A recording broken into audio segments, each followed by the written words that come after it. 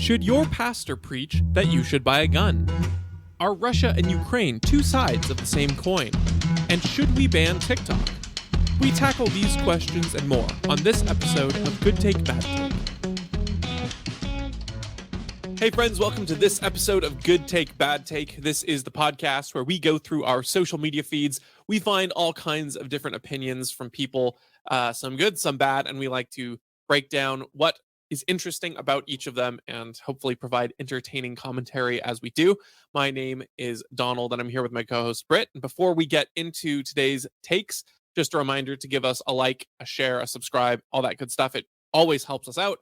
And if you're not already following us on socials, be sure to do that. They're up on the screen right now if you're watching, or if you're listening, that's Good Take, Bad Take Pod on Instagram and Good Bad Take Pod on Twitter and YouTube. Without further ado, our first take comes from the governor of California himself, Gavin Newsom, who tweets, "Here is an image the NRA and the GOP are hoping you won't see. Turns out smart gun laws work." And it shows a chart comparing the United States in two different heat maps, essentially. The first showing the strength of gun law score, and then the second being the 2020 gun deaths rate per 100,000 people. And the general correlation that he's trying to find, I think he's probably trying to tout his own strength, is that California has very high gun law strength, as in restricting your Second Amendment and, natural rights, and also very low shooting per 100,000 people. So with that in mind, is this a compelling argument to you, Britt? Well, one, when you look at it, it's a pretty dumb way to put forth your argument, right? Like, he should have just taken two states that he could have maybe said are somewhat apples to apples, right? Like, right. I mean, you probably could have done, like, maybe don't even do a state. Maybe you could have done like Los Angeles and like Phoenix, or Los Angeles and Dallas, or something similar to that. Kind of get it to like a more measurable and comparable, interval. But instead, it just kind of throws these maps out, and they're not very well. It's like, oh, like there's some orange here and some dark blue there, and everything. That aside, I mean, the correlation that he's trying to paint is terrible, right? This is a bad take to me, because it doesn't account for other types of deaths, right? It doesn't account for the fact that, like, there's 50 states, right? So you can make this comparison between California and Texas, which, I mean, they're not that big of a difference, right? And I think a lot of it can be explained by different types of demographics. The fact that Texas is also a border state, things like that. I mean, California is, but Texas shares more of its border with with Mexico than California does. Then you can also, like, this argument can be flipped around, right? Like, you could say things like, hey, well, New Hampshire and Vermont and Maine all have they're the safest states in the union to live in, and they also have constitutional carry, and they also have the best rate of gun deaths per capita. So there's the correlation that he's trying to paint does not actually really exist. Like, because you can kind of invalidate that by different types of comparisons, as well as looking at different types of states. It means that there's other factors at play, and there's other things to consider, and it's not very useful to look at this along just that single line of analysis. Yeah, I think that's a great summary. I would also highlight that a lot of the laws that have been enacted in the wake of some of these tragedies don't actually affect, wouldn't have like retroactively affected. So you look at Washington State, for instance. Again, I'm so Washington centric, I apologize, but you look and it shows that it has moderately high gun law strength. And frankly, a lot of the gun restriction laws have come in my lifetime. Washington, growing up, was actually a pretty gun-friendly state. We have open carry laws. You can get your concealed carry permit. Again, getting the permit's kind of lame, but you can get it. But in the recent years, they've passed a lot of restrictions and magazine restrictions and things like that. But the fatality rate prior to all these laws passing would have been the same, right? Like the average rates per 100,000 have not significantly decreased in Washington as a result of these laws. So sometimes it's actually disingenuous, because generally speaking, laws, tend to get passed that restrict things, then bad laws tend not to get repealed and things like that. So you have these sort of stacking traits there. But that's also just to show that the laws and the cultures and the realities are often not interlinked. Another stat that he doesn't want to point out is I can't remember roughly what it is, but something about like 96% of shootings or like maybe mass shootings that occur in like public places and things like that, they happen in gun-free zones. The overwhelming majority happen in gun-free zones. Thomas Massey, I don't know if you saw this video or Yeah. not, but Thomas Massey was confronting another representative who was shouting about stuff, and Thomas Massey was trying to calmly explain that 0 schools that have armed guards or allow teachers to carry have had shootings on their campuses. So if you want to talk about correlation and causation, like, I'm not saying that every teacher should be armed. I'm not saying that every school necessarily that makes sense for, but if you're just going to throw out blanket, statements about here's cause, here's effect, then that's a really important study to be citing in the wake of a school shooting like the one that just happened in Tennessee. Yeah, and to further that point, that was an awesome exchange. Thomas Massey is just heroic and courageous and so smart and calm, even in the face of someone shouting at him. But to further that point home about how 0 schools that have armed teachers or some armed teachers amongst them have encountered school shootings. The Nashville shooter, her actual original plan was to shoot up another school first. But after she had scoped it out and realized that they actually had some precautions in place as well as armed teachers, she decided to go to she decided to go to the school that didn't have anything like that. Wow. I did not know that. Yeah, man. It's that's like a case in point, in a lot of ways. That's kind of all you got to say. Whoa, that's huge.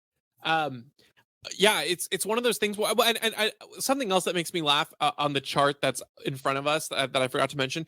Look at like Illinois. It's like, oh, look at the gun law strength of Illinois. It's so high, and look at it's only moderate.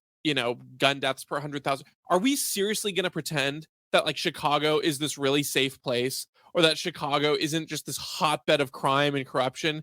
So obviously, if you're looking at the chart and you're saying, wow, really strong laws in Illinois and also moderate crime, you're missing the actual on the boots ground reality of places like Chicago, Illinois, things like that, even where these gun laws are so strict, where there's just mass amounts of crime and you're really endangered there.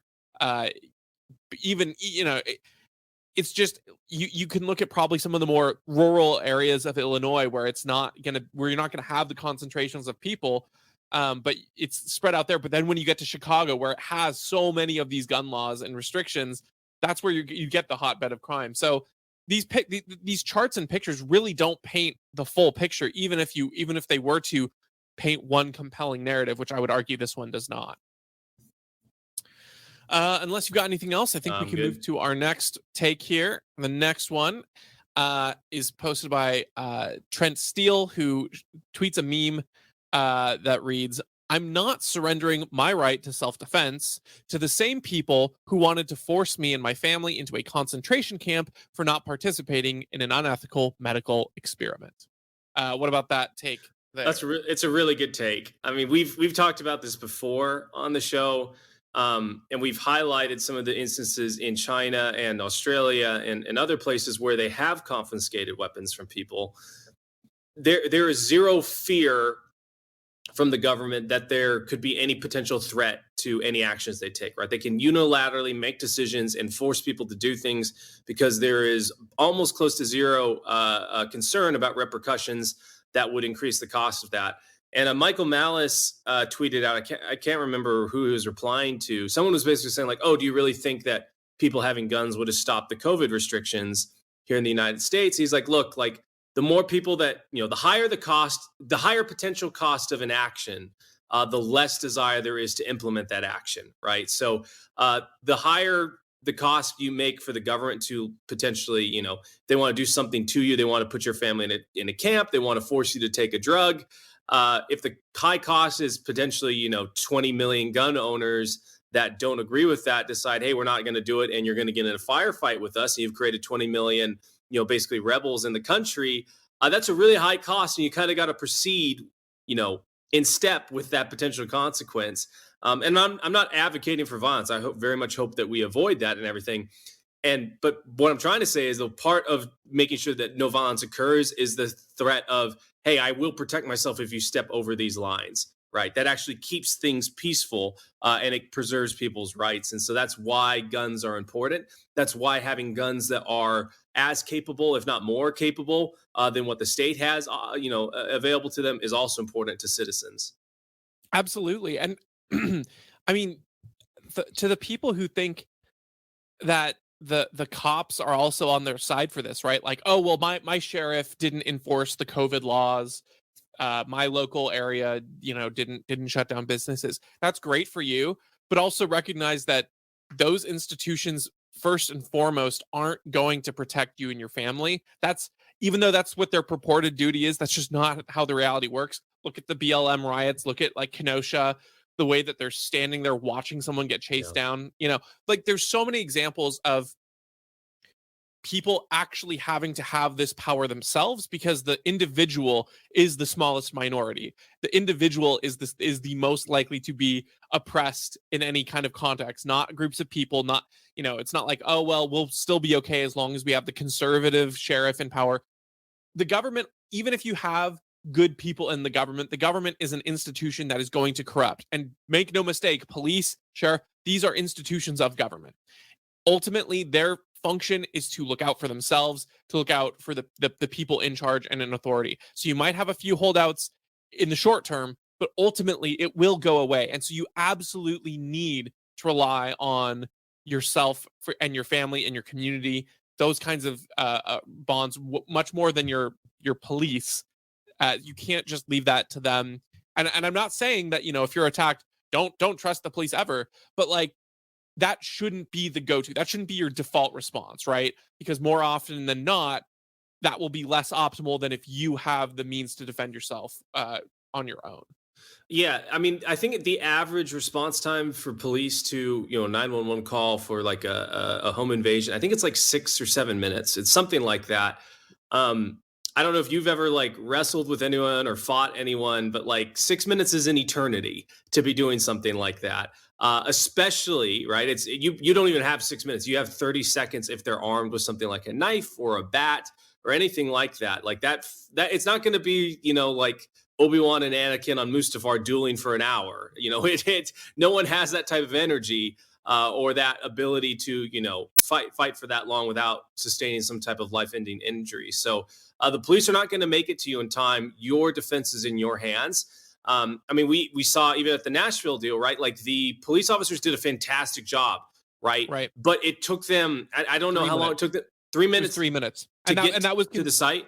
Yeah, and it was 3 minutes. That was like their amazing response time. And like It was like amazing too. Yeah, that is amazing. But to your point, that's 3 minutes. That's an I mean, 6 people were killed, right, in that Yeah. 3 minute time period, and they did it so fast. They honestly did it faster than they probably should have in a lot of ways in terms of clearing all the rooms.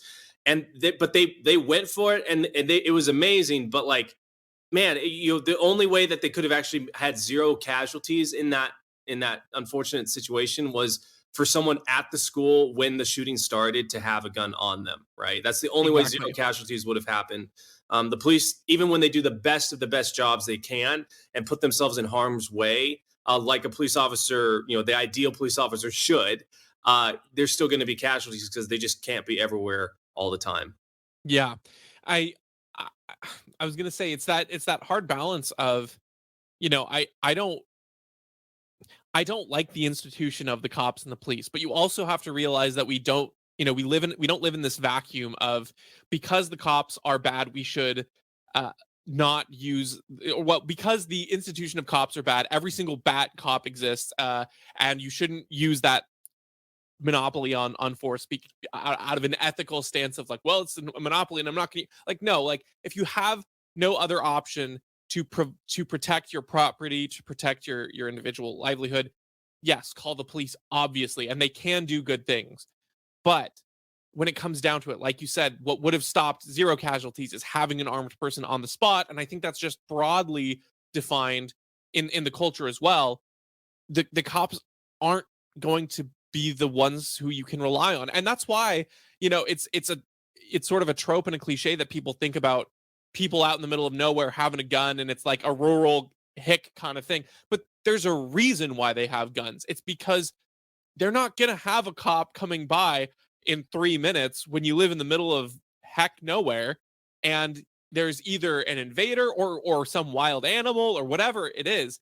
You know, the concept of self-defense exists outside of this social narrative about gun rights or gun not right. Like the point of owning a gun is for self-defense. And if the best way to be prepared for self-defense is to have some way to defend yourself on you at all times, whether that's martial arts training, whether that's a gun, whether that's some other kind of accessible weapon, the fastest response time is going to be something on your person.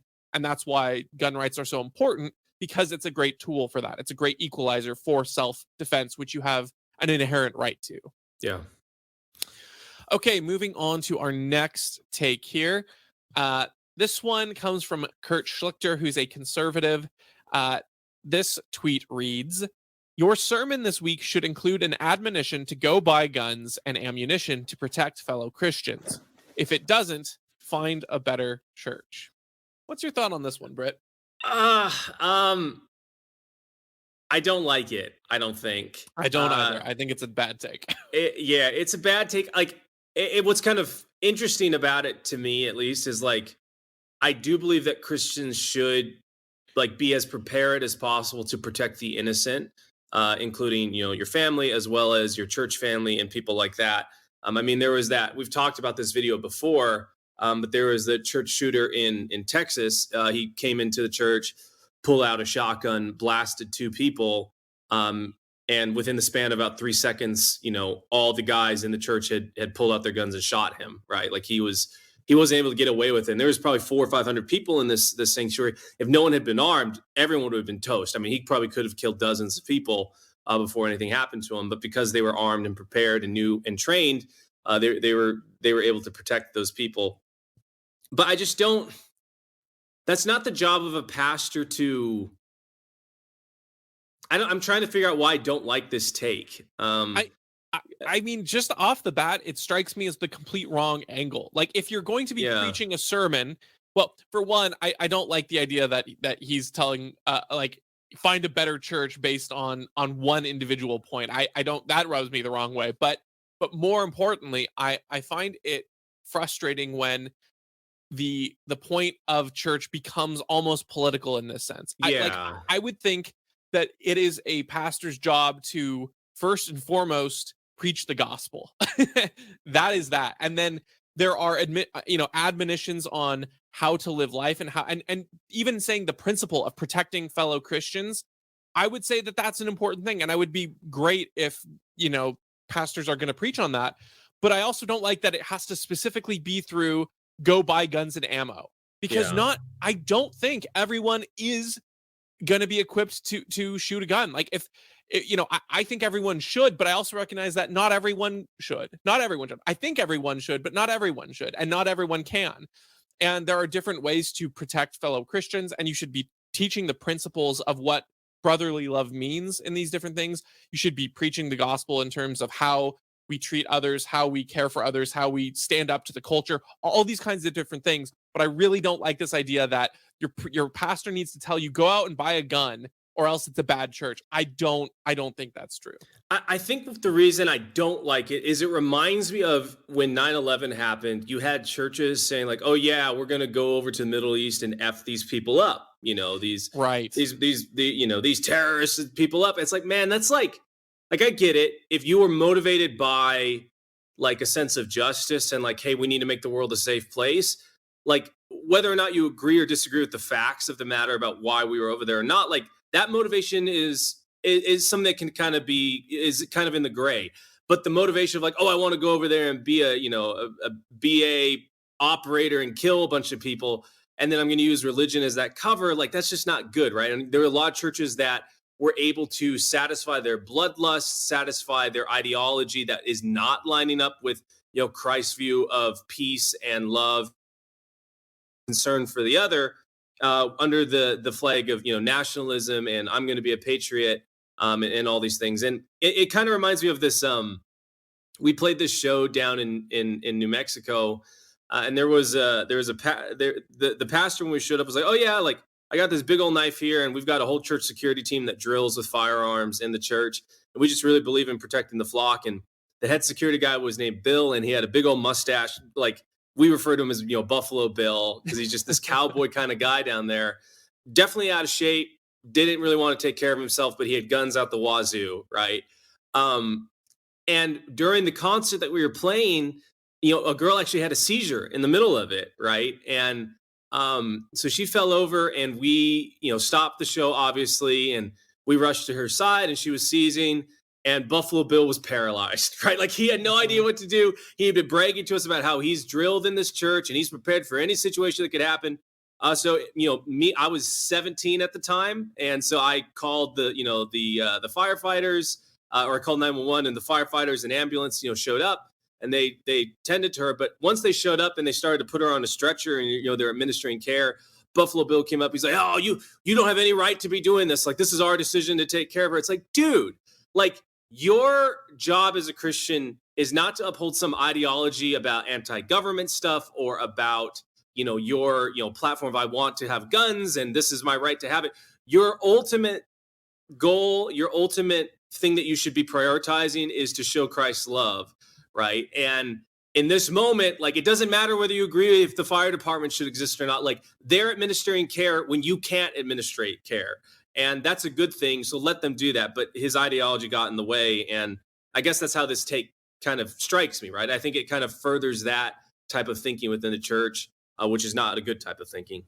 Yeah, I completely agree. I think that there are a lot of good things, like good values, that are important, that I think Christians ought to believe, that shouldn't be being preached from a pulpit, because they aren't part of the gospel, right? I think a good Christian probably should be someone who wants to advocate for free markets, for instance, because the use of force to control what people can and can't trade does not seem that seems like a use of force that is not ethical to me. But I also would probably be very, very rubbed the wrong way if my preacher said, "Hey, you need to go read The Law by Frederick Bastiat, or else you're sinning." Like, that's not the purpose of the gospel. And like you said, we are called to take care of people first and foremost. We're called to protect people, but that doesn't always come up in the same way. Now, that being said, if you're listening to this, I'm going to go admonish you: buy a gun, buy ammo,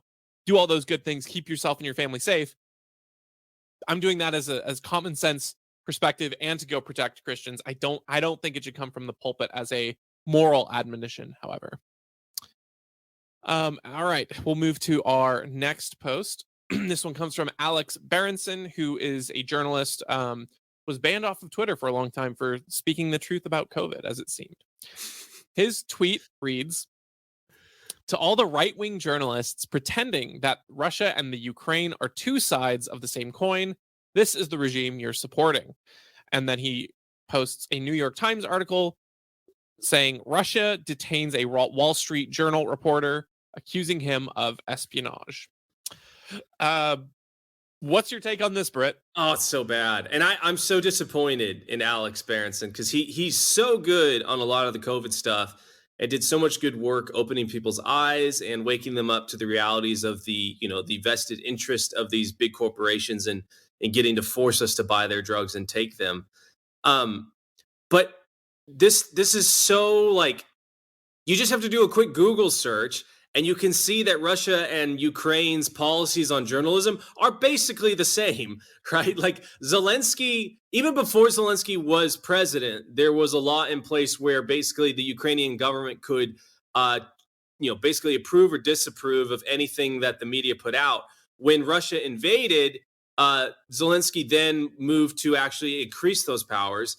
So basically, all media that goes out, it's a state-run media. Like, there is no independent media in Ukraine. All of it is state-run, it's state-approved, it's state-controlled. On top of that, Ukraine also basically banned the opposing political party, right? So if I describe that without saying the Ukraine, I mean, it sounds awful, a lot like some, authoritarian country, and a lot of people assume it's kind of like Russia. I'm not saying that I like what Russia's doing. I don't like that they detained a Wall Street Journal reporter. And I don't like what they're doing in invading Ukraine and all these things, but the same type of motivations and incentives exist on both sides of this conflict. Russia specifically wanting to maintain its borders and increase its power, as well as the United States wanting to fight a proxy war with Russia through Ukraine.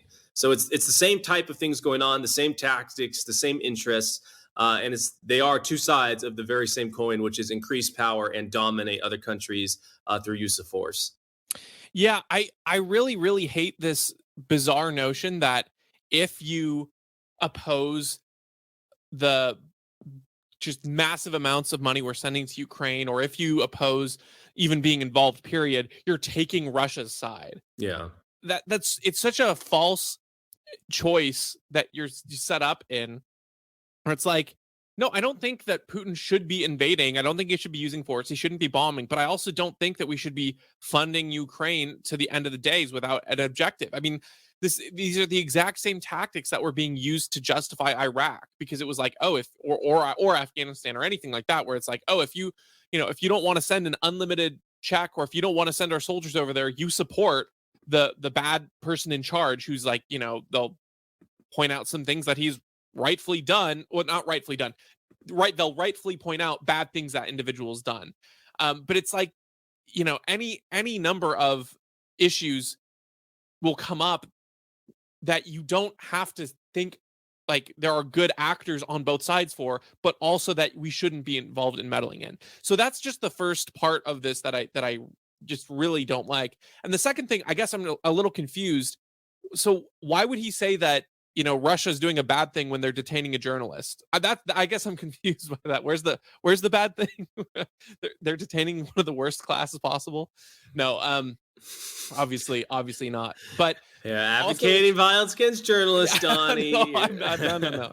Obviously a joke. But yeah, it is frustrating to see. And I mean, I'm not doubting this particular thing as being true or false. It's probably true. Russia is a bad actor and things like that. But it's also just kind of funny to see someone who was so maligned by the corporate press just turning right around and sharing their articles.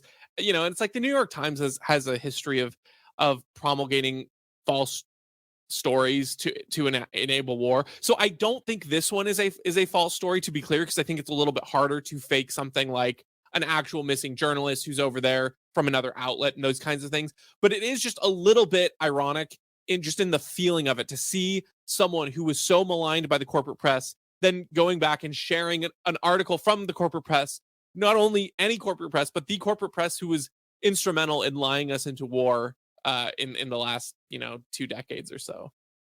Yeah, what's disappointing to me about it as well is that, like, I kind of viewed Alex Berenson as someone that has the principle of like the traditional journalist, which is what's true is what matters, right? Like, I want to get to whatever is true, whatever is actually occurring, the motivations behind whatever's happening. So we get to the heart of the matter, and he did a very good job of that with COVID, right? And that type of desire is what led him to having all these different studies and being able to put out the papers and things that showed that this was all a fraud, that the vaccine didn't work, that Fauci and his gremlins knew that they didn't work, and they were still forcing them on us, and et cetera. So I was just surprised that, like, hey, like, dig down to the motivations between these two countries, right? Like, the reason we don't like Russia invading Ukraine is because, like, it's a sovereign country and we don't want there to be unneeded bloodshed, right? All these different things. If we're upholding that principle of we don't want someone meddling in someone else's business when they shouldn't be, like, okay, now let's look at all the actors involved, and is anyone else also violating that principle? It's like, oh, okay, let's rewind all the way back to 2014 and 2016 when we were meddling over there, we right up to Russia's border. It's like, it doesn't take that much research, it doesn't take that much looking around to, like, it's this, and that's what bothers me about it. It's so similar to what he did with COVID, and what made him so good on COVID. But he apparently doesn't want to do that here, and he's kind of switched that side of his brain off, or I'm not really sure. Maybe they replaced him with a clone or something. Yeah. Yeah, no, I agree. I think you're on the money there. I don't think I have any more on this me one. neither. All right, so we'll move on to our last take.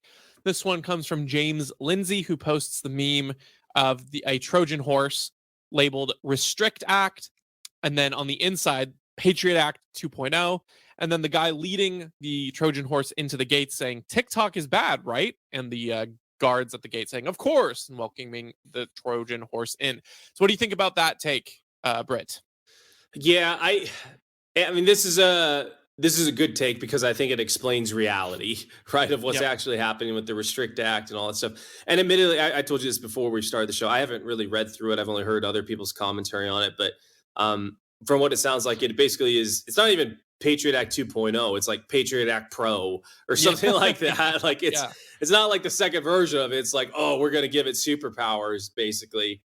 And it's kind of makes me sad because it's like, these conservatives are pretty easy to dupe, right? It's like take a cultural issue that is pretty annoying, immature, obviously morally bad, and say, oh yeah, if you want to ban that thing, just write, sign your name right here. Don't bother reading through all of it.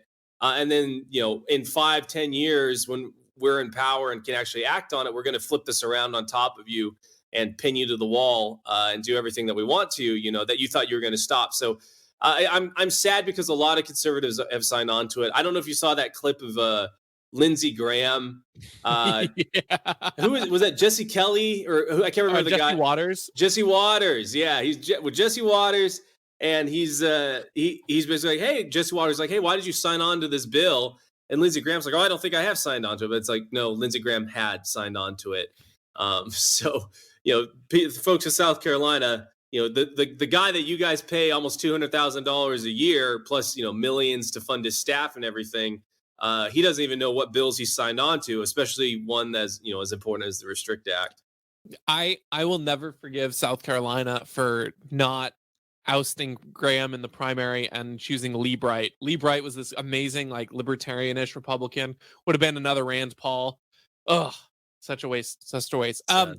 Yeah, no, this bill is terrible. I've read some of it. I've seen highlights, and it's a lot of, legalese, obviously, because it's a federal bill.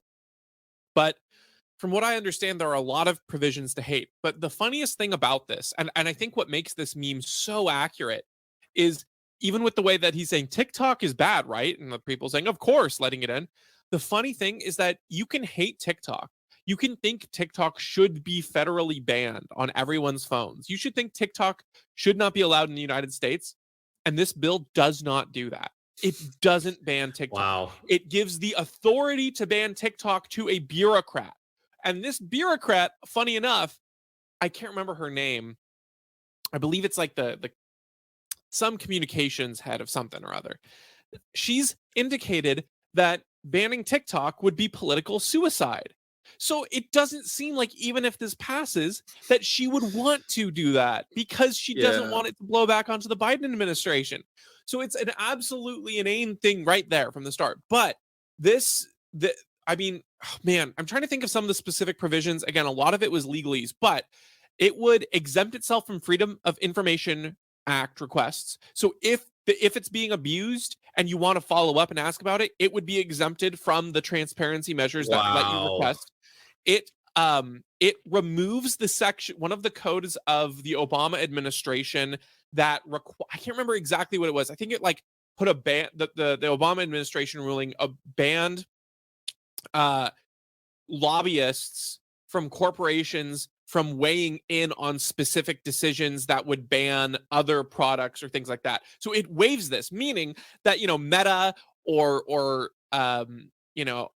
Google, or well, I guess Alphabet or whatever, they can send their lobbyists and they'd be like, wow, yeah, this company really is spreading a lot of misinformation. I think we do need to ban that app. It is dangerous. Wow. And, obviously they're going to want to do that for TikTok, but they could do that for any competitor. Like Rumble spreading a lot of election insurrectionist information. We should probably ban that because that's a threat. Anyone that challenged. So it waives that requirement. It also removes, I can't remember exactly what it was, but it penalizes individuals who would obscure the origin of data access. So essentially, if you try to use like your own router rerouting or setting up a VPN, VPN, I saw that part. It would that you could like 20 jail years. up to I think 20 years, and something like was it like $250,000 Yeah. like that, and that would apply not only for individuals but also VPN companies from what I can tell. So there is so much bad about this bill, and And this has nothing to do with banning TikTok. And that's the crazy thing about it, is all the conservatives who want to ban TikTok, who are signing on to this, they're not signing on to ban TikTok. They're signing on to create government power that is just an unprecedented level of increase since the Patriot Act. So it's obscene, it's abhorrent. I made sure I wrote my crappy representative and senators. Not that I think it's much good, but I figure at least I'll add my voice to the chorus of naysayers on this terrible bill, just so that I can say I at least tried everything I can, because I have a feeling that our illustrious senators will probably vote for it because the Biden administration has signaled support for this bill. But yeah. Thankfully, right now, Rand Paul has blocked it on First Amendment grounds because, like Thomas Massey, he is fearless about being disliked by people, even in his own party. So God bless Rand Paul for that. But this bill is terrible. It's horrible. And the thing that I find alarming, and I don't know if you have any experience with this, but a lot of people in our generation and younger don't really care about privacy. And I feel like they don't see the ramifications of what could and is happening with the government owning your privacy and you having no recourse for that. Yeah, I mean, that VPN thing is just sinister. That's just so sinister to have that in place. And it kind of reminds me of, like, I mean, this is classic government bill, right? Like, we're going to name it this thing. We're also going to say that it's, you need to pass it because you want to save, dying puppies. And then the bill doesn't actually save dying puppies. Yeah. It just gives you the ability to execute anyone that you deem a threat, potentially to hurt puppies. That's how these things work. And it reminded me of the, it's kind of coincidental, I guess, but like we rolled back the AUMF in Iraq or whatever, the authorization for military force this past week. And it's like, we had 9/11 happen, and essentially, Bush and all these guys, Donald Rumsfeld, all went and said, "Oh, we need to pass this. We need to give emergency powers to the chancellor." He'll give them up when it's all at. But the crisis is so big, and it's like, "Oh, okay, fine. We'll give you emergency powers to go in and get Bin Laden," and then suddenly we're in 7 different countries in the Middle East fighting wars under the same type of act. And it's Star Wars prequels have dope lightsaber scenes. The story sometimes gets a little jumbled, and Jar Jar Binks is a little bit annoying. But sometimes it nails how politics work, right? And you think it's kind of ridiculous, like, how could the chancellor get this power? It's like, well, we do it in real life here in America all the time. So we grant emergency powers that don't actually change what's going to happen or bring about peace, and in fact perpetuate the violence that is occurring. Yeah, absolutely right. I think that I'm good on that. I might have to write in too. Yeah, maybe. Of course, Josh Hawley is the one who's proposing it too. Like, did you see that video of Biden talking about the some journalist said, "Hey, Josh Hawley thinks that Christians are being targeted. Do you agree with him?" And Biden was like, "Well, Josh Hawley says that. I probably disagree with him." Stop. Yeah, I'll send you the video after. It was so bad. It's like, well, shoot, Biden, if Josh Hawley supports this, then you should probably not support it. Right? Oh, like, that's where I wish that would apply right here. Yeah. It's always the least important. Well, I wouldn't say that's the least important, but like, there's no actionable thing going to come from saying like, oh, Christians are being targeted, because that may be the case, but like, what are the politicians going to do? But then when it comes down to it, of course, they're going to collude. I will say, last thing, I don't much listen to the Michael Knowles show. But I tuned in to, I think, one of his more recent ones talking about the Restrict Act. And I was very pleased that he was towing the line. That was, when both parties get together on something, it's the run worst. as far as you can in the opposite direction. And I was like, okay, we're making progress. Because, Daily Wire isn't my favorite, but if, that is the correct approach. It wasn't profound. It wasn't, something I'd never heard before, but it was a move in the right direction. Yeah. Yep.